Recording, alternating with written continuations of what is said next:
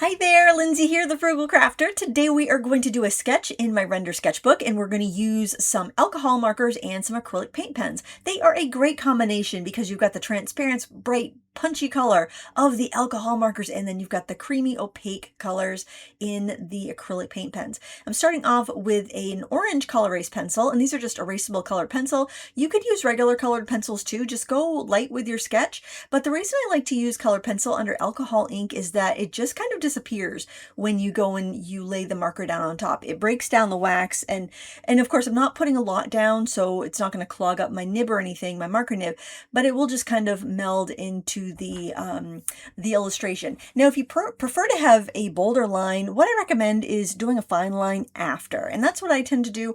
That way I'm not locked down at the beginning. Now, if you want to go and fine line first, I would recommend you sketch with very, very lightly with pencil, then do your fine lining, or sketch on scrap paper and then just transfer your good lines and do your fine lining. Or you could do a fine liner over your drawing using a light box, or whatever you want to do. You can do, I'm not your mother, do it however you want to do it, but I like to start with a colored pencil sketch because I can refine. You can see things are kind of wonky, right? Looking at this, things are a little bit wobbly. They're not ready for prime time yet, but they don't need to be. I just need to kind of block things in. I think there's some misconception that alcohol markers are difficult. Now, I will say they have a steeper learning curve than other media, but they don't have to be, especially if you're willing to do some mixed media. Now, here I brought in a T-square because the only thing I really need to make sure I have straight here is that wall line, and instead of it being kind of like it is in the photo there, I'm thinking of it more of the corner of of like a restaurant or a room, like the table's pushed up into a corner or something. I'm using the brush end of this pen to do my wide swaths of color, and these markers here have a bullet tip on one end, like a fine tip pen, and the other end is a brush end. And so if you have an area where you want to do a lot of blending, you want to use the brush end because that's going to feed out more ink. If you have the type of markers that has a fine tip and a chisel tip, you're better off using the chisel tip for any time you want to do any blending, because it really has more to do with how much ink is coming out rather than the nib on to how well the ink is going to blend. Now, it is easier, I feel, to use a brush nib than a chisel nib for blending, but it more comes down to the amount of ink being fed out. Now, you'll see that my blue wall is kind of patchy there. The color, for some reason, the mid blue that I had, it just wasn't feeding ink out fast enough to do that wall. So then I decided I would lean into that sketchy look, and I grabbed a darker blue and I used the fine tip to kind of make some more gestural scribbly lines on the wall. And I kind of like that because if you have a bit of a texture, now this is a render paper, which is not great for blending.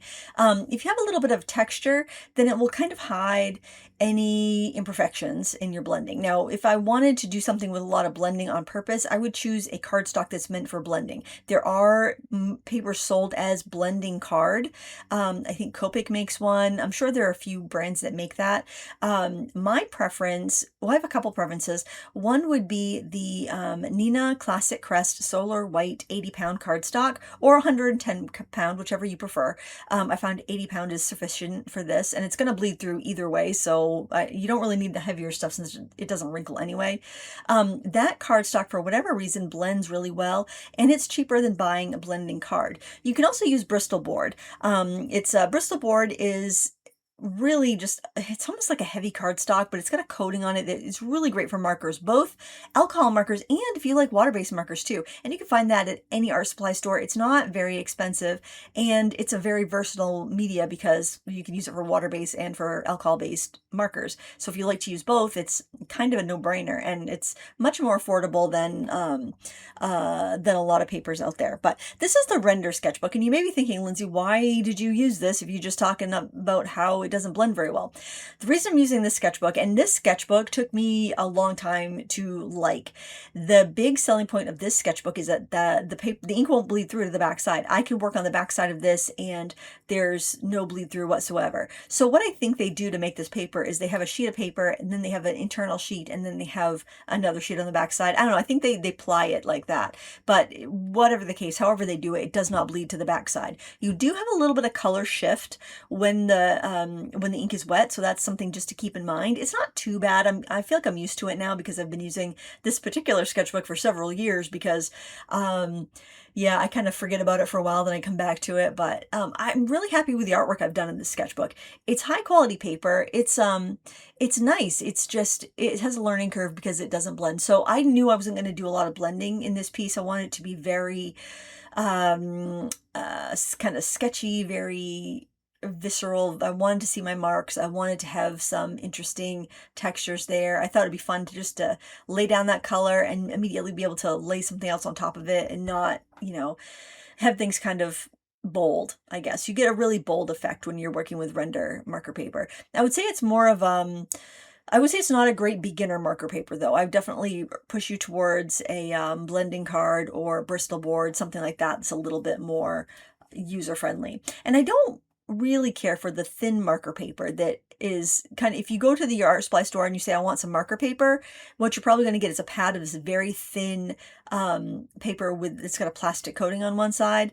That I find to be the most difficult paper to work with. And that's what they usually give people when they get into markers, or if paper comes free with like a marker pack, that's usually what it is. It's that really thin stuff, and there's nothing wrong with it. Marker ink isn't going to bleed it. It's more for like, I think it's more for really quick sketches, like you're doing maybe fashion illustration sketches at a fashion show, or you're just doing some really quick marker rendering. I think that's fine for that. And the other nice thing about it is that because it's so thin, it's translucent, so you can lay that paper over something, sketch it, like trace it, and then do the markers. And that's probably honestly why that paper is like that, because markers were generally used, or alcohol markers were generally used as a graphic design type of product. So if you're doing an interior design, you're doing something like that, you can quickly sketch out the proportions of a house, and you can throw some, or the proportions of a room or an outfit or whatever, and then throw some color down and get a good idea of what you have. But that's not a very practical application for artists, I don't think. So yeah, if you're brand new to markers, I would highly recommend Neenah Classic Crest cardstock. And make sure it's a classic crest, because that works so much better than their other lines of cardstock, or a blending card, or a sketchbook with thicker paper that is meant for markers. This render paper is nice. I don't think I'd recommend it to a beginner, but if you've been using markers for a while and you like a really bold look, I would recommend it. I'll link to the products I used in the video description. Oh, and if you're watching this in August, Arrtx is having their anniversary sale. I think everything is 15% off on Amazon, and I think it goes to the 31st of August 2026. So well, they probably rerun the sale every August, but just keep that in mind. If you were looking at the pens that I used in this, you can grab them from Arrtx. They're good. I mean, there's so many markers out nowadays that are decent, and this set here is new. Before, it was a brush tip and a chisel tip, or you could get a fine tip and a chisel tip. This is a new iteration where you can get the fine tip and the brush tip, which is a really nice combination, especially if you like to do rubber stamping and you like to color those small images, or if you like to do adult coloring books.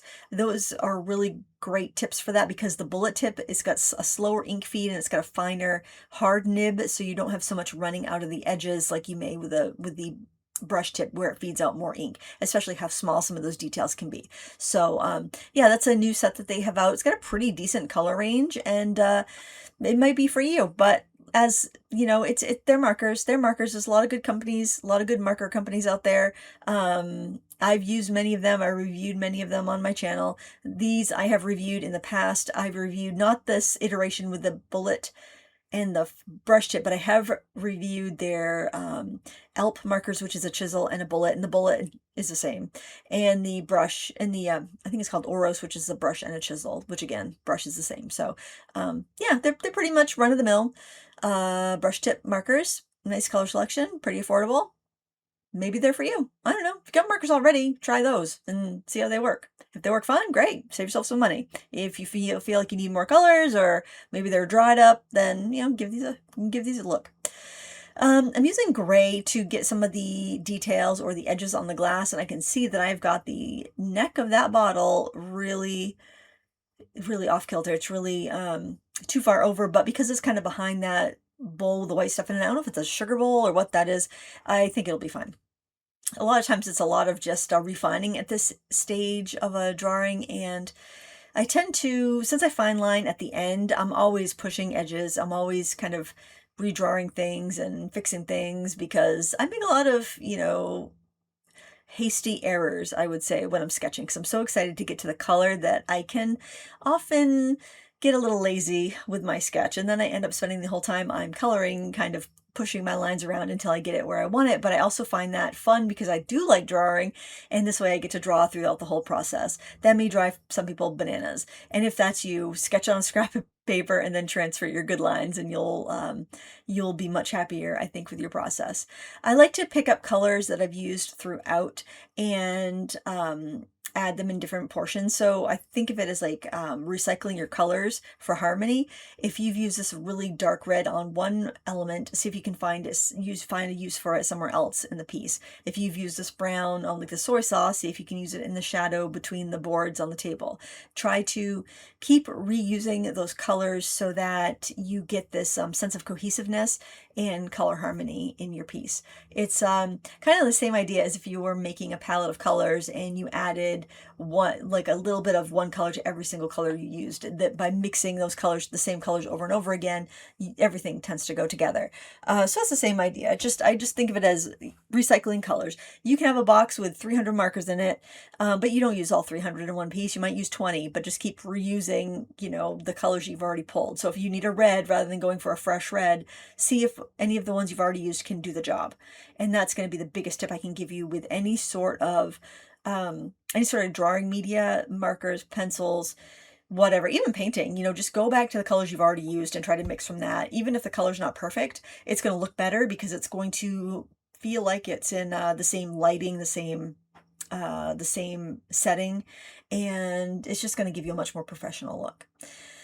And use shading. So when you're doing something like the edge of like that yellow salt shaker I was just doing, or whatever's in that, using a darker yellow to shade it rather than leaving it one flat color. If you can add a little bit of a darker color around the edges, probably more predominantly on one side. Just doing it on the edges is going to give something the feeling of being like a cylinder, right?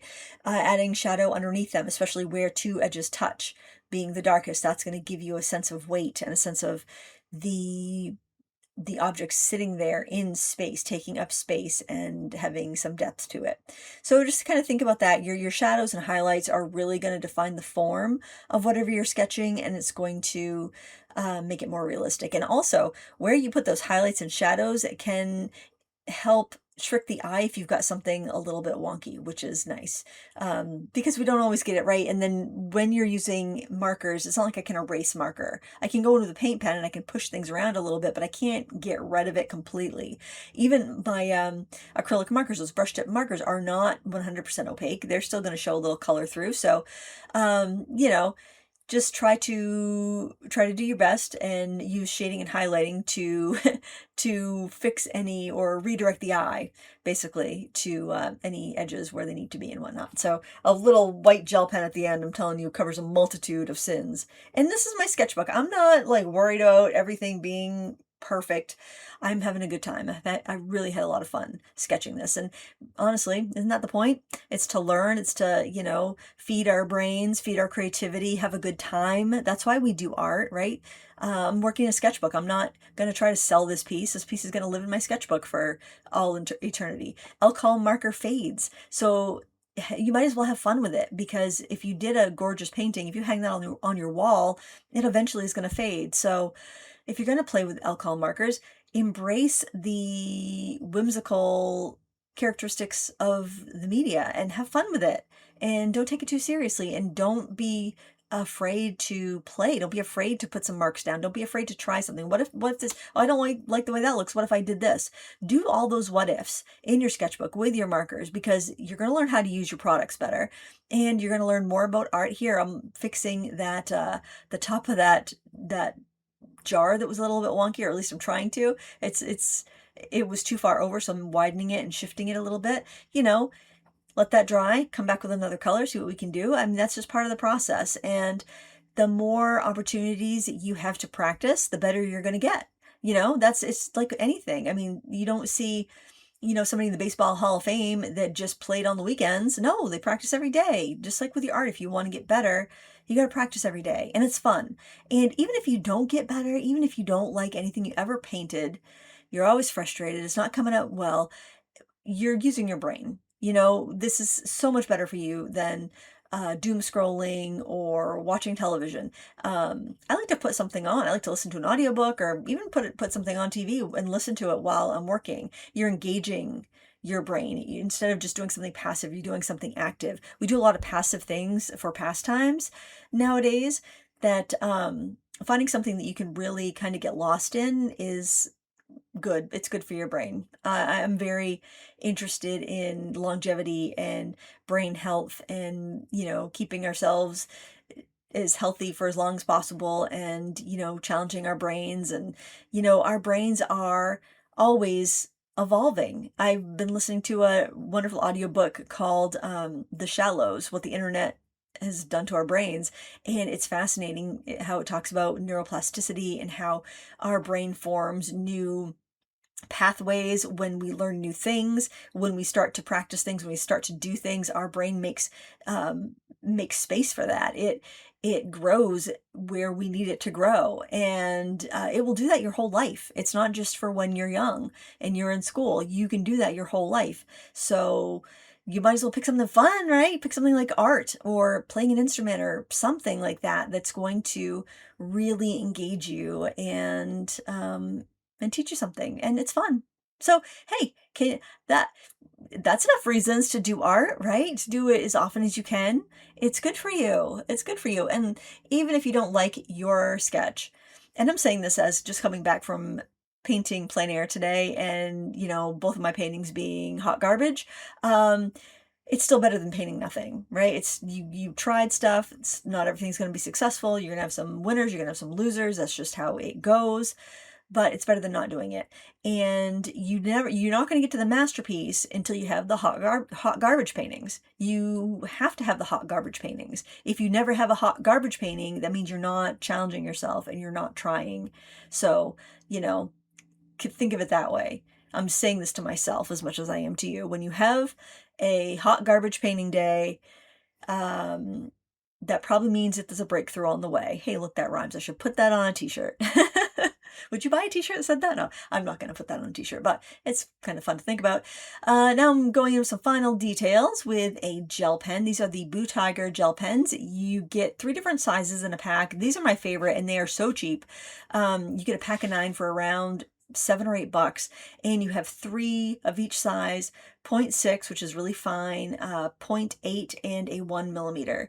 And these are just great. They don't clog, they have tons of ink in them, and they perform so much better than the name brand ones. So I've been telling anybody who's complaining about their white gel pens about these, because they are so good. I bought a backup pack. They had a 2-for-1 deal, and I have these in every travel bag. Now, I recommend not opening more gel pens than you use frequently, because once you open them, the clock's kind of ticking. So if you have backups, just don't use them until you're ready. But yeah, these are great. I haven't had any problems with them. But anyway, there is the finished painting. I hope you enjoyed this video. I hope it encourages you to paint even if you have those frustrating days. Please give me a thumbs up before you go, and until next time, happy crafting.